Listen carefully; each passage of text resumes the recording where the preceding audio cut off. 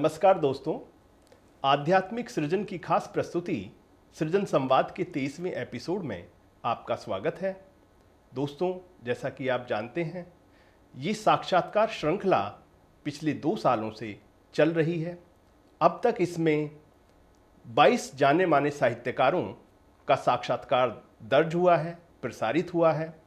साहित्य की विभिन्न विधाओं से हमारे ये साहित्यकार जुड़े रहे हैं। आज इसी क्रम में हमारे खास मेहमान हैं जाने माने नवगीतकार, समीक्षक श्री वेद प्रकाश वेद जी। आध्यात्मिक सृजन के इस पटल पर आपका स्वागत है। जी नमस्कार। वेद जी, जैसा कि हम जानते हैं, आप विज्ञान के विद्यार्थी रहे हैं और केंद्रीय उत्पाद एवं सीमा शुल्क में आपने अपनी सेवाएं प्रदान की हैं। वहां से आप सेवानिवृत्त हुए हैं। तो सबसे पहले हम यही जानना चाहते हैं कि साहित्य के प्रति आपकी अभिरुचि किस तरह से पैदा हुई और साहित्य लेखन की शुरुआत आपने किस तरह से की। धन्यवाद प्रवीण जी। ये कहना तो थोड़ा मुश्किल है कि ये बीज कब पड़ा, लेकिन जहाँ तक मुझे याद है, मैं कक्षा 11 का छात्र था और हमारे एक अंग्रेजी के लेक्चरर थे चौधरी हरख्याल सिंह। तो मैंने एक कहानी उनको लिख के दी जी। और उन्होंने कहा कि I wish you be a great writer one और द अदर डे। लेकिन ये किसी तरह मेरे बड़े भाई साहब के हत्थे पड़ गई और उन्होंने मुझे इतना डांटा कि उसके बाद ये वहीं सिलसिला ख़त्म हुआ जी। लेकिन मुझे याद है, इसके बाद एमएससी में जब मेरिट कॉलेज मेरिट से मैंने की केमिस्ट्री में जी, तो वहाँ की पत्रिका के लिए भी कुछ लिखा। और विवाह के बाद पत्नी को ये थोड़ा मैंने अनुभव किया कि वो इसमें थोड़ा रुचि नहीं लेती थी जी। कि मैं दिन भर काम करूं और लौटने के बाद अपनी किताबों में खो जाऊं। तो मैंने इसको फिर ठंडे बस्ते में डाल दिया जी। ये सिलसिला चलता रहा और करीब ये समझिएगा कि 83 में मेरी मैरिज हुई, 1983। और 97-98 में आकर के ओम प्रकाश चतुर्वेदी पराग जी मेरी दूर के रिश्तेदार भी थे जी। तो पता चला कि वो कवि हैं और तो हमने कहा भाई देखते हैं। तो फिर उनसे संपर्क हुआ जी। और उनके संपर्क के बाद फिर उन्होंने विधिवत कविता के बारे में मात्राएं क्या हैं, मतलब एक तरह श्री गणेश वहाँ हुआ। तो मेरी जो उम्र है साहित्यकार के तौर पे वो अभी मेरी मसें भी नहीं फूटी है वो 20-25 साल है मुश्किल से। जी जी। तो शुरुआत ऐसे हुई जी। फिर धीरे धीरे बस आगे बढ़ता गया, ये रहा। तो पराग जी खुद आपका एक सक्रिय साहित्यकार थे और एक गीताब नाम की संस्था भी जी जी जी, उसका मैं महासचिव भी रहा हूँ जी जी लंबे अरसे तक। 10-12 साल तक। और उन्होंने काफ़ी लोगों को प्रेरित किया इस क्षेत्र में। पराग जी मेरे ख्याल से पराग जी पहले आदमी थे कि जब गाजियाबाद में साहित्यिक गतिविधियों का कुछ थोड़ा सा कमी थी। हाँ कमी थी, और उन्होंने मतलब उनके बाद तो फिर अब आप देख रहे हैं अब तो काफ़ी कुनबा फल रहा है लेकिन उन्होंने ही ये श्री गणेश किया। जी जी, बिल्कुल ये श्रेय उनको जाता है। हाँ हाँ। वेद जी, अब तक आपके 3 नवगीत संग्रह प्रकाशित हो चुके हैं जी। आओ नीड़ बुने, नाप रहा हूँ तापमान को और अक्षर की आंखों से। तो इसका अभिप्राय ये है कि मुख्य रूप से आप एक नवगीतकार हैं और साहित्य की और काव्य की इस विधा को आपने साधा है जी। तो इस बारे में हम जानना चाहेंगे कि आपने अपने सृजन के लिए जी जी साहित्य की और काव्य की इस विधा को ही क्यों चुना? देखिए, मैं ये समझता हूँ कि किसी भी कलाकार की कहिए एक कुछ प्रवृत्ति होती होगी। जी जी। और जैसे मैंने बताया कि मज़ेदार बात ये है कि बचपन तो कहानी से शुरू हुआ। और ऐसा हो सकता है क्योंकि मैं एक तो पराग जी के संपर्क में आ गया जी। दूसरा मेरे स्वभाव में आलस है। तो मैंने सोचा कविता में कम लिखना है और कहानी में तो लिखने के लिए सिटिंग बहुत चाहिए। जी जी। ये भी हो सकता है मेरे अवचेतन ने काम किया हो। लेकिन सच यही है कि जिस मुख्य रूप से आप एक नवगीतकार हैं और साहित्य की और काव्य की इस विधा को आपने साधा है जी। तो इस बारे में हम जानना चाहेंगे कि आपने अपने सृजन के लिए जी जी साहित्य की और काव्य की इस विधा को ही क्यों चुना? जिसको आप औपचारिक तौर पर फॉर्मली कहते हैं लिटरेचर में एंट्री, साहित्य में मेरा प्रवेश, जी, वो कवि के नाते ही है। और उसका श्री गणेश वहीं से हुआ, पराग जी के यहाँ से गीताब नाम की संस्था से ही हुआ। जी, जी। उसकी मासिक गोष्ठियाँ होती थी, तो वहाँ से सिलसिला शुरू हुआ और फिर धीरे धीरे बढ़ता गया। बहुत बहुत अच्छा, बहुत खूब। जैसा कि हम जानते हैं आप एक जाने माने नवगीतकार हैं और आपने बहुत सारे नवगीतों की रचना की है। तो बातचीत के सिलसिले को आगे बढ़ाने से पहले मैं चाहूँगा कि आपके 2 नवगीत हम अपने दर्शकों के साथ साझा करें। जी जी।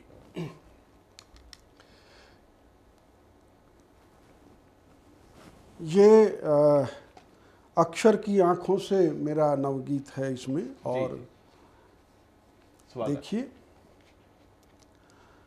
शांति पाठ प्रस्तोता यूं ही नहीं हुए हम, महासमर लड़ते आए सदियों सदियों से। वाह। शांति पाठ प्रस्तोता यूं ही नहीं हुए हम, महासमर लड़ते आए सदियों सदियों से। शकुनी चाल के भ्रम से उपजे अंधकार में, दिख जाते धृतराष्ट्र कहीं कुछ किरणें बुनते।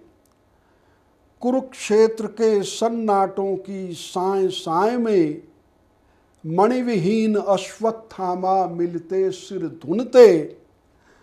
5 गांव प्रस्तावों वाले ध्रुव तारे को, यों ही करते नहीं तिलक अपनी नदियों से। वाह वाह। शांति पाठ प्रस्तोता यूं ही नहीं हुए हम, महासमर करते आए सदियों सदियों से। बहुत खूब। कभी सिकंदर प्यास मिटाती थी नक्शों को, नागासाकी चट करती उनकी रूहों को। वियतनाम के साए और इराक सीरिया, ढोते दिखते ज्वाला के धूसर ढूहों को। दुनिया की चौपाल इसी के साथ रही है, मुहर लगाती किंतु परंतु और यदियों से, महासमर लड़ते आए सदियों सदियों वाह से। वाह वाह। जटिल जटिलतर सूक्ष्म हुई दिन दिन यह लीला, दीन धर्म इंसाफ ताप उठता गिरता है। इतिहासों मिथकों के देकर नए हवाले, रोज भेड़िया पुनः मेमना चट करता है। क्या बात है, क्या बात। कठपुतली कौशल के निर्मम धागों हाथों, पटा पड़ारण सुन्नी शिया की अहमदियों से, महासमर लड़ते आए सदियों सदियों से। अंतिम है, काल भेद कर आंखें जो कुछ देख रही हैं, लगता जैसे खप्पर पूरा भरा नहीं है। वाह वाह। काल भेद कर आंखें जो कुछ देख रही हैं, लगता जैसे खप्पर पूरा नहीं भरा है।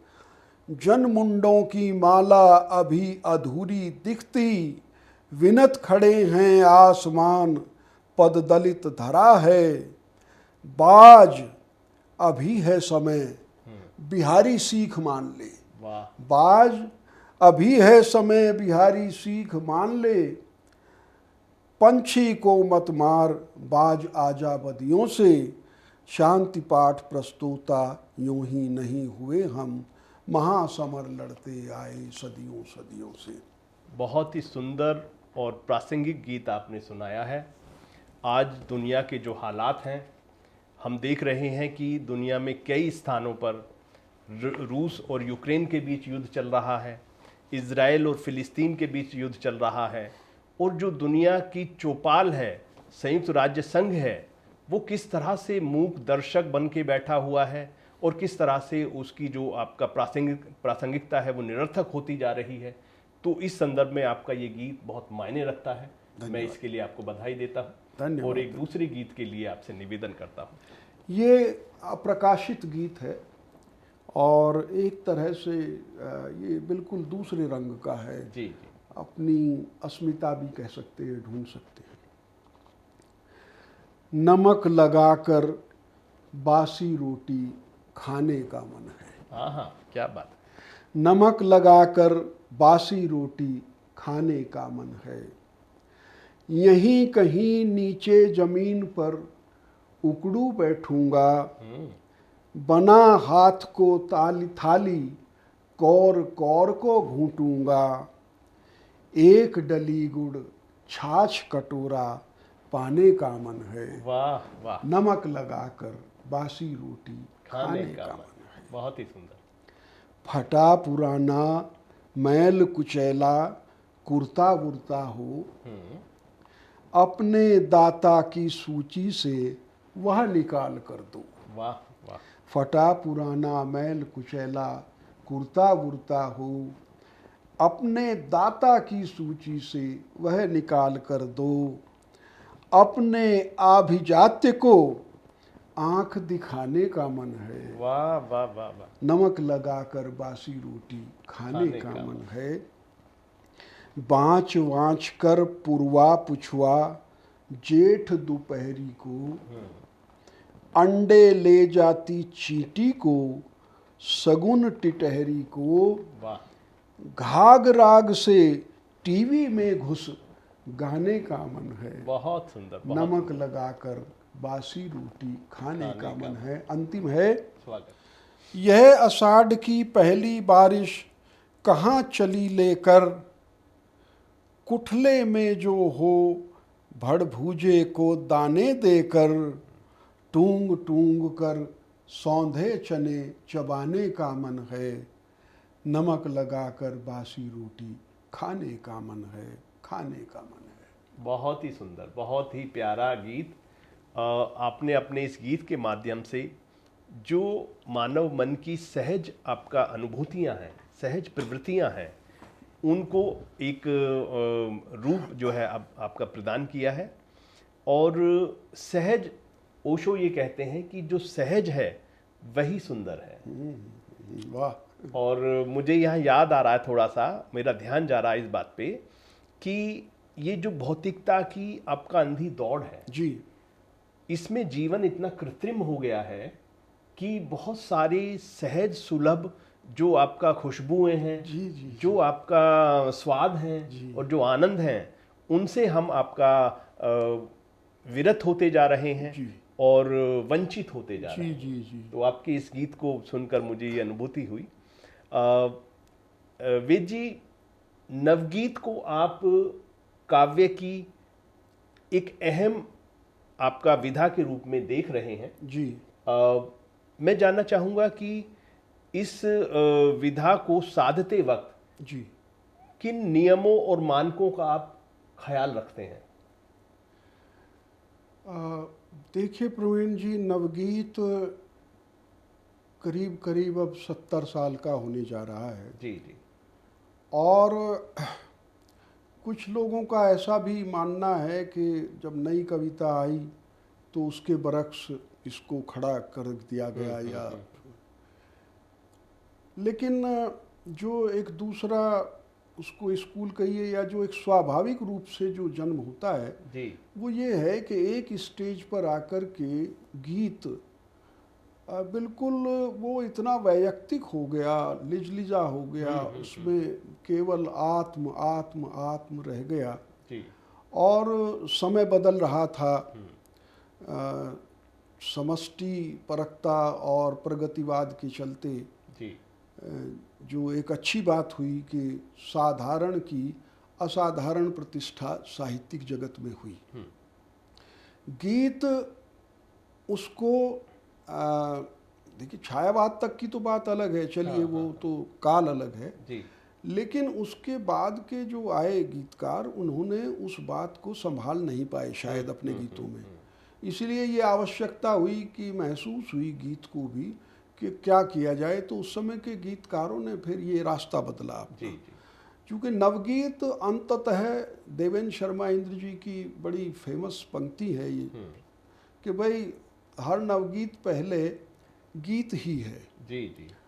तो और शायद नवगीत कहने की आवश्यकता ना पड़ती यदि समय रहते गीत अपने आप को समय की मांग के अनुसार, समय के अनुरूप, परिवेश के साथ चलते चलते संभाल लेता, तो अपने है क्राफ्ट ना, में जो है आवश्यक बदलाव कर देता। क्राफ्ट में, उसके कंटेंट में, जी जी, है ना। तो इसलिए अब ये हुआ कि इसको नवगीत उन्होंने कहा ताकि दोनों में डिफरेंस किया जा सके, क्योंकि दोनों चल भी साथ रहे थे, आज भी चल रहे हैं, बिल्कुल, कुछ लोग अभी भी आज भी चल रहे हैं। और तो इस तरह से नवगीत वहाँ आया, और अपने आप में ये कोई बहुत आविष्कार किया गया हो या कोई अलग विधा एकदम से नहीं आ गई हो, ये ठीक है। नवगीत अब विशेषण नव नहीं रहा, जी जी। वो संज्ञा के तौर पर इस्तेमाल होता है। लेकिन आप देखें, एक भूमिका में इंद्र जी ने बड़े अच्छे तरीके से कहा भी है कि हमने गजल का जो तीखापन है वो लिया, है ना, जी जी, कहने की अदा, हमने बिंब विधान लिया छायावाद से, अपना बिंब तो फेमस है, प्रसाद हो, पंथ हो, निराल। और इस तरह से नई कविता से हमने वो चीज़ें ली जो कथ्य, जो नई कविता जिन जिन चीज़ों को जगह दे रही थी, जी जी जी, वो लिया। तो एक तरह से मैं तो मजाक में कभी कभी कह देता हूँ, मैंने कहा भाई सुलह कुल है। तो इसलिए नवगीत, और जैसे मैंने आपको बताया कि मेरा प्रवेश गीत में ही हुआ, गीताब में, तो धीरे धीरे समझ में ये आने लगा कि जैसे योगेंद्र कुछ अलग तरह से पढ़ते थे, जी जी, तो मैंने कहा यार ये कुछ अलग तरह से गीत लिखते हैं और ये बाकी कुछ अलग तरह से लिखते हैं। और ये बड़ा दुखद है कि साहित्यकारों में कोई किसी को खास अपनी गांठ खोलता नहीं है, बताता नहीं है कि ऐसा कर लो, वो आपके कहे हुए में सुधार कर देगा। ऐसा एक आध बार इंद्र जी के अलावा मैंने किसी को नहीं सुना कहते हुए कि भाई ऐसा कर लो। जी जी। तो कुछ उस तरह से रुझान स्वाभाविक तौर पे होने लगा। और मैं मूलतः ये मानता हूँ कि मेरी नेचर, प्रकृति कंटेम्पलेटिव है, सोचता बहुत हूँ। तो अब जब सोचता था तो आसपास को सोचना, इस जगत को सोचना, इसके द्वंद्व को सोचना, इसके अभाव को सोचना, तो वो मुझे नवगीत में ज़्यादा कहीं दिखाते, इस तरह के गीतों में था। तो धीरे धीरे इस तरह मैं मुड़ गया। और मुझे याद है मैंने एक गोष्ठी में गीत पढ़ा कि काल के हाथों पराजित हम सरकते सिलसिले हैं।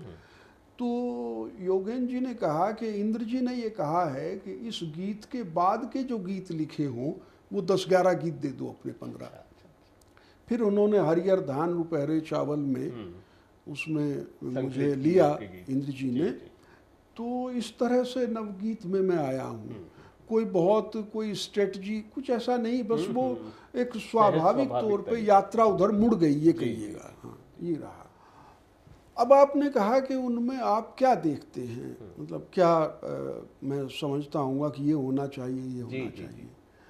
देखिए, अमूमन तो ये है कि जब आप किसी विधा में लिखने लगते हो और बहुत बार तो आपको पता ही नहीं होता कि इसमें क्या होना चाहिए।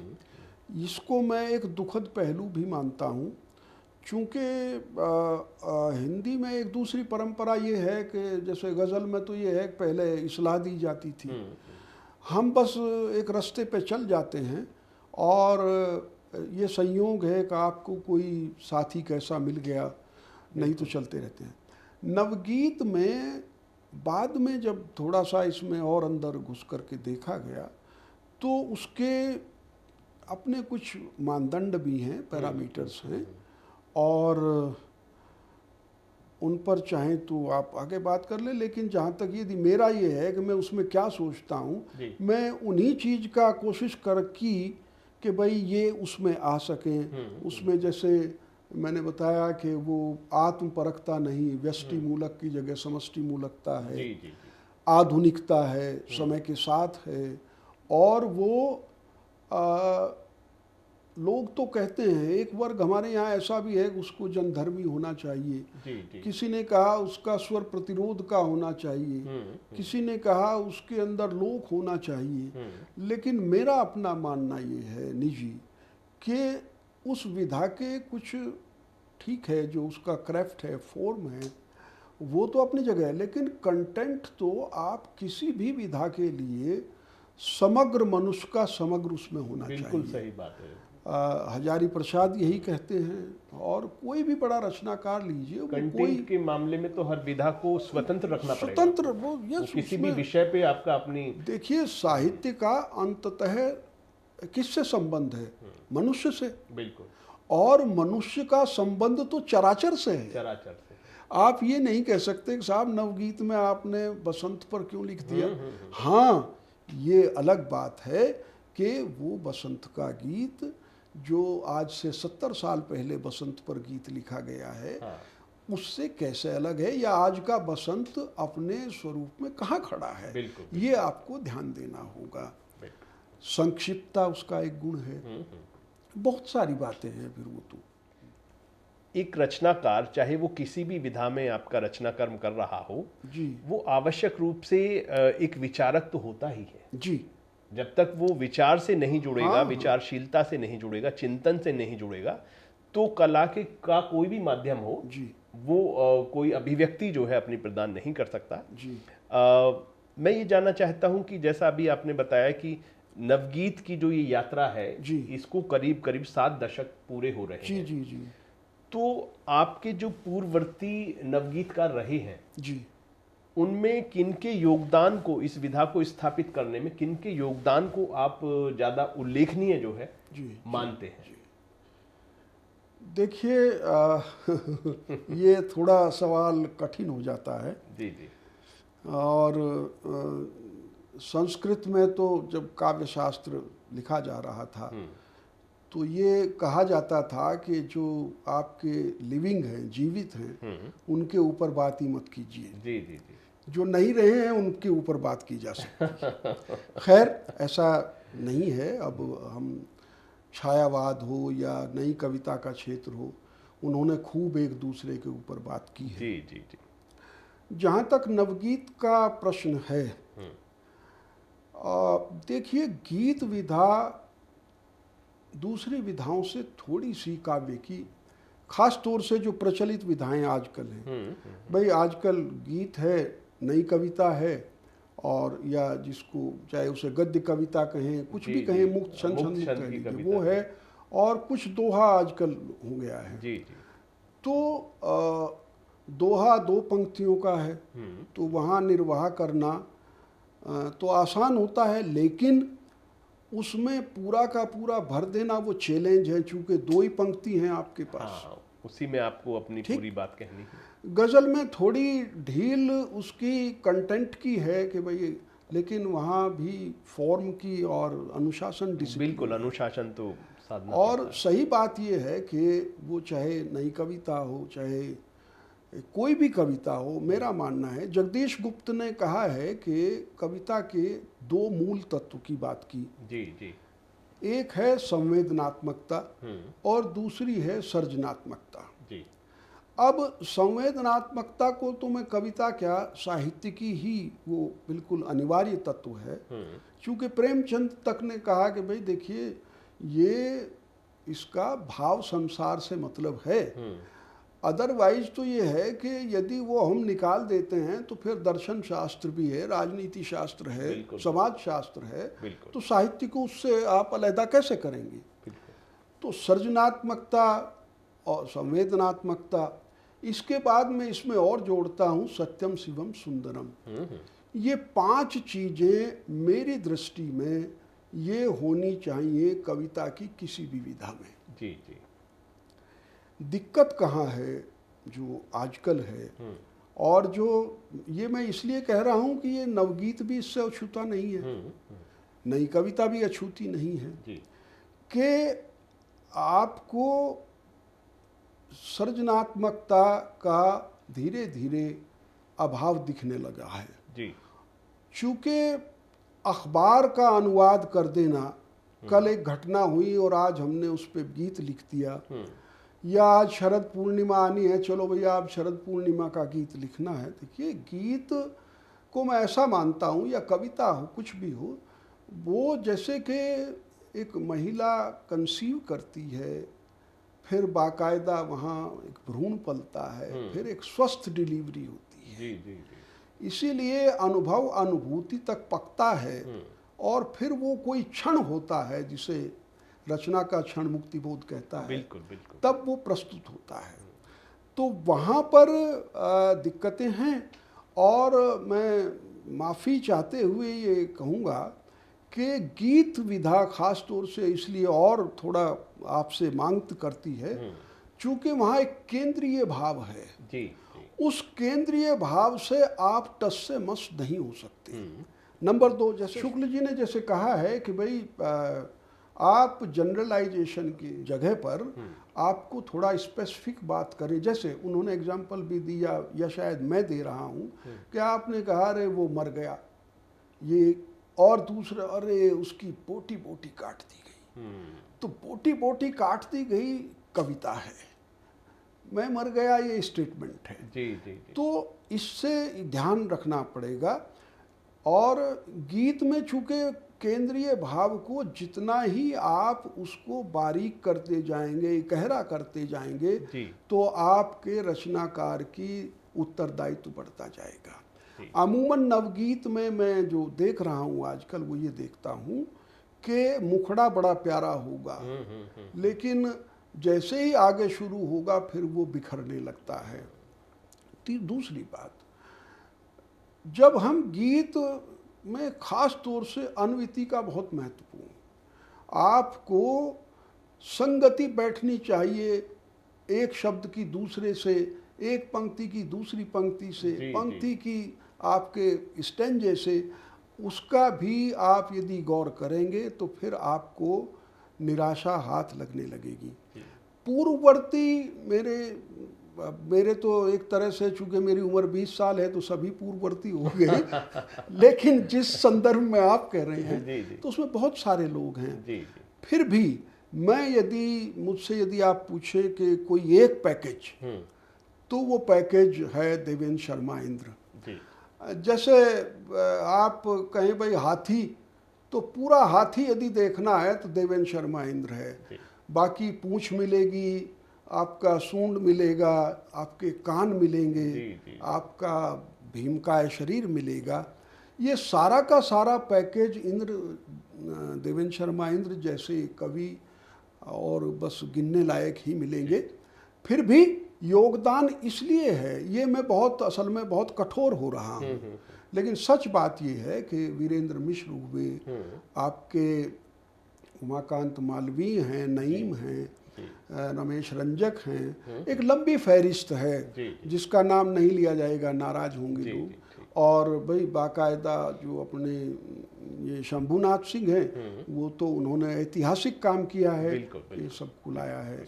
अभी आपने बड़ी महत्वपूर्ण बात कही कि सृजन के कुछ खास पल होते हैं, क्षण होते हैं, और किसी भी विधा को उन पलों के साथ आना चाहिए।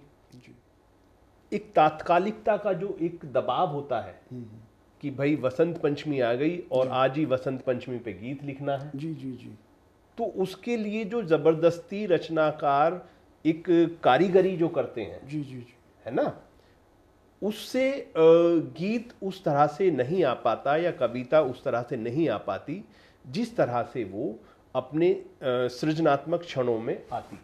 जी। और एक कृत्रिमता हम महसूस करते हैं कि भाई ये गीत जो है लिखा तो गया है, लेकिन उस तरह से इसको ये नहीं लिखा गया है। वेद जी, आप एक अच्छे समीक्षक भी हैं जी, और आपने कई पुस्तकों की समीक्षाएं की हैं, तो मैं ये जानना चाहूँगा आपसे कि किसी भी साहित्यिक विधा के उन्नयन में जी, जो आपका समीक्षा है, आलोचना है, समालोचना है, जी, उसकी भूमिका को आप कितना महत्वपूर्ण मानते हैं? देखिए, समीक्षा मैंने, जैसा आपने कहा, कुछ लिखी हैं किताबों की, और लेख भी लिखे हैं, इंद्र जी पे 8-10 लेख हैं। जी जी। तो हालांकि कई साहित्यकार या अमूमन साहित्यकार, लेखक हो, कवि हो, कहानीकार हो, वो आलोचक को गर्याता बहुत है कि इन्होंने ये नहीं किया। नवगीत में भी ये बहुत शिकायत है कि साहब हमें आलोचना नहीं हुई। लेकिन भाई आलोचना नहीं हुई तो उसके लिए आप ही जिम्मेदार हैं, दूसरा नहीं है, आपने नहीं की। आलोचना इसलिए कंपलसरी है, अनिवार्य है, मैं समझता हूँ, क्योंकि जैसे आँख अपने को नहीं देख पाती तो आप अपना लिखे को अपने आप कैसे देख पाएंगे। बिल्कुल बिल्कुल। फिर आपके चारों ओर भी दुनिया है, और आज के दौर में तो वो दुनिया इतनी सीमित है, करीब आ गई है, सीमित मत कहिए, इतना संपर्क बढ़ गया है कि आपको या तो आप बहुत सजग रहेंगे, बहुत पढ़ेंगे, लिखेंगे तो बात अलग है, अदरवाइज आपके लिखे को दूसरी आंख कैसे देख रही है ये जरूरी हो जाता है। और उसके बिना मेरा मानना ये है कि हर व्यक्ति अपने आप में अलग है, हर रचनाकार अपने आप में अलग है जी। भाई हर व्यक्ति निराला नहीं है तो निराला पंत नहीं है, पंत प्रसाद नहीं है, कबीर तुलसी नहीं है जी। लेकिन रचनाकार का यदि 100% निचुड़ जाए तो रचनाकार सफल हो जाता है। उसमें जितनी संभावनाएं हैं यदि वो सामने आ जाती हैं और वो उनको सामने रख पाता है, रख देता है, तो फिर हम ये कह सकते हैं उसे भी संतोष होना चाहिए, और साहित्य को भी संतुष्टि इस बात की कि उसने अपना पूरा दिया। और ये काम बिना आलोचना के इसलिए नहीं हो सकता क्योंकि ये एक स्वस्थ आलोचना ही है जो ये बता सकती है कि वो कहाँ खड़ा है अपने आप को लेकर के, और पूरे साहित्यिक माहौल में, साहित्यिक वातावरण में कहाँ खड़ा है। तो मैं समझता हूँ इसके बिना उसकी स्वस्थ प्रगति हो नहीं सकती। और शायद इसका अभाव, मेरे एक मित्र हैं, कहानीकार हैं बहुत बड़े, वो कहते हैं कि इसका खमियाजा कहानी और उपन्यास को भी भुगतना पड़ रहा है। बिल्कुल बिल्कुल, सभी विधाओं को, सभी विधाओं। जैसा आपने बताया कि समीक्षा की कितनी अहम भूमिका है जी, आलोचना की कितनी अहम भूमिका है किसी भी विधा के विकास में, मैं ये जानना चाहूँगा कि इस समय जो हिंदी आलोचना की दशा और दिशा है उस बारे में आप क्या कहना चाहेंगे कि कितनी स्वस्थ है हमारी हिंदी आलोचना की स्थिति, और क्या आलोचना अपने आप में एक विधा के रूप में उसका विकास संतुलित और स्वस्थ तरीके से आगे बढ़ पा रहा है? नहीं प्रवीण जी, देखिए ये तो एक बहुत बड़ा सवाल है, और ये तो ऐसा सवाल है कि इसके लिए अपने आप में एक डिफरेंट सेशन की ज़रूरत है जी। मैं यदि इसे नवगीत तक सीमित रखूं तो मैं ये कहूँगा कि नवगीत में आलोचना का अभाव प्रारंभ से रहा है और वो आज भी बरकरार है। मुझे ये खेद है कहते हुए। समीक्षाएं आप अधिकतर देखेंगे तो वो ऐसा लगता है कि जैसे आपने कुछ 10-20 शब्द हैं जिसे हम क्लीचे की तरह कह सकते हैं और बस वो फिर उदाहरण दे दिए, तो वो नहीं है।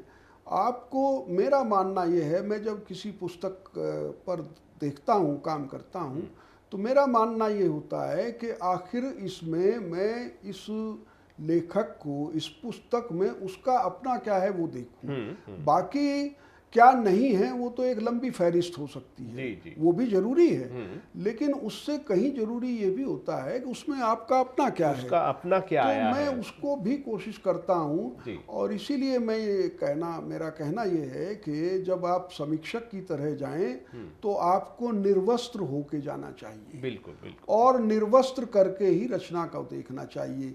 आप बिना किसी आग्रह के, बिना पूर्वाग्रह के, बिना प्रिजुडिस के जाइए और उसको सोचने का, उसको देखने का एक स्वस्थ प्रयास कीजिए। ये काम समीक्षक का, आलोचक का, समालोचक का होना चाहिए। बाकी बहुत पैरामीटर्स हैं, उपन्यास का अलग हो जाएगा, कहानी का अलग हो जाएगा, नवगीत का अलग, गजल का अलग, वो एक अलग बात है। नवगीत के शिखर पुरुषों में से एक देवेंद्र शर्मा इंद्र जी का जो रचना कर्म है जी, उस पर एक महत्वपूर्ण कार्य आप कर रहे हैं जी। उस कार्य के बारे में थोड़ा सा हमारे दर्शकों को बताइए। देवेंद्र शर्मा इंद्र जी बड़े कवि हैं और एक तरह से शिखर पुरुष कहा जाता है नवगीत का उनको। कुछ लोग परेशान भी होते हैं इससे। उन पर काम करने का भी एक ये संयोग है, चूँकि एक बार ऐसा हुआ, उनका एक संग्रह आया उत्तरा फाल्गुनी जी, तो उस पर ये हुआ कि भाई इस पे कुछ बात की जाएगी गोष्ठी में, हमारी संप्रति की गोष्ठी में जगदीश पंकज जी ने कहा। तो वो एक आध पेज मैंने भी उस पे अपना ठीक है लिख लुखा के जैसा लिखा गया दे दिया। बाद में वो मेरे चलता रहा, घूमता रहा मेरे मस्तिष्क में जी, और फिर मैंने धीरे धीरे करके वो एक पूरा 3-4 पेज का एक पूरा आर्टिकल हो गया, लेख हो गया। वो मैंने उनको बताया इंद्र जी को। मैंने कहा ये देखिए जरा क्या है। तो जैसी उनकी नेचर थी, उन्होंने कहा यार तू केमिस्ट्री का आदमी और ये आँख तुझे कहाँ से मिल गई। वाह वाह। ये उनका अंदाजा होता था। सभी मित्रों ने सराहा उसको। तो फिर ये हुआ भाई ये कहीं छप जाए। अब मैं तो घर घुसू आदमी हूँ, तो मैं ना किसी को जानता ना पहचानता। तो मैंने कुछ मित्रों से कहा यार इसे कहीं छप सकता है क्या। तो फेसबुक पे भी कहा यार ये लंबा बहुत है और ये है वो है। आखिर में मैंने कहा यार छोड़िए अब आप। मैंने इंद्र जी से कहा मुझे अपना सारा दीजिए और मैं आपको जानने का ही प्रयास करता हूँ। बहुत सुंदर, बहुत सुंदर। तो फिर उनका जो अनछपा अप्रकाशित है, मोम की शिलाएं करके एक है, कविताओं का संग्रह है। जी जी। 5 उनके और संग्रह हैं जो छपे नहीं हैं। एक मैं साक्षी हूँ, उस पर तो मैंने काम नहीं किया खैर जी। तो इस तरह से वो योजना बनी और फिर मैंने वो 8-10 निबंध टाइप लेख हैं, लेख जो है तो उनमें काम किया है जो मैं कर सका हूँ, जिससे मेरी सामर्थ्य रही है। तो इस तरह उसका शुरुआत हुई।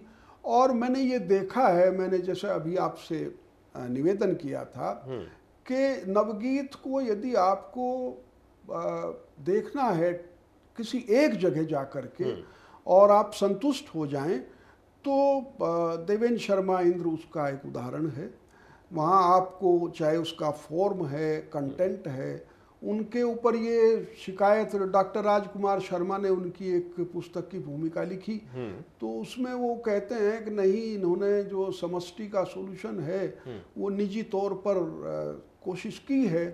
अब चूंकि वो लेफ्टिस्ट थे, अब शायद नहीं हैं बदकिस्मती से, तो वो अपनी तरह समाधान चाहते थे, लेकिन ऐसा नहीं है।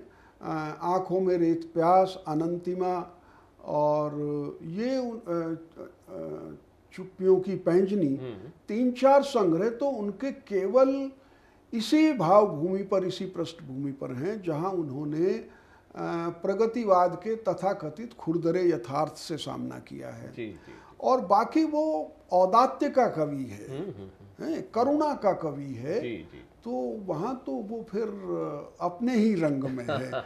और कई बार मैंने ये देखा है, बहुत चूँकि समय उतना नहीं है और वो अलग विषय है, कि आनंदवर्धन ने जैसे कहा है ना कविता के बारे में कि जो आंगिक सौंदर्य है उसके परे जाकर जो लावण्य फूटता है, उसको उसने ध्वनि भी कहा। तो आप जब देवेंद्र शर्मा इंद्र को पढ़ेंगे, उनकी एक तो बिंब विधान बिल्कुल अद्भुत, क्या कहने उसकी, है ना। वो दूसरी बात ये है कि कई बार कविता ऐसी जगह पहुंच जाती है उनकी कि जहां आप उसको अनुभव करने लगते हैं, वो रियलाइज करने की चीज हो जाती है। जी, जी। ऐसा लगता है जैसे कोई तरल सी चीज, जैसे कुछ रिसने लगा हो आपके भीतर, और वो उस औदात्य पर चले जाते हैं। इमेजरी उनकी देखने लायक है। कहीं चले जाइए, कोई रचना उठा लीजिए तो बहुत सशक्त इमेजरी है और एक जीवन, एक यात्रा की है उन्होंने। जी, जी। वो व्यक्ति से चले और व्यक्ति में पर्सन, इंडिविजुअल से चले, फिर वो जैसे जिन संग्रहों का नाम लिया वहाँ समष्टि परक हुए और फिर अंत में आकर के वो मनुष्य हो गए। फिर वो एक ऋषि की तरह बैठे हैं और देख रहे हैं दुनिया को, जगत को, और अपना काव्य की रचना हो रही है, उस औदात्य पर पहुंचते हैं। बहुत ये बहुत ही महत्वपूर्ण और उल्लेखनीय कार्य आप कर रहे हैं। और हम शुभकामनाएं आपको देना चाहते हैं कि आपका ये कार्य धन्यवाद। शीघ्र पूरा हो और दर्शकों और पाठकों के सामने आए। वेद जी, आप लंबे समय से गाजियाबाद शहर में रह रहे हैं जी। और अभी आपने अपने संवाद में पराग जी और गीताप संस्था की भी बात की जी।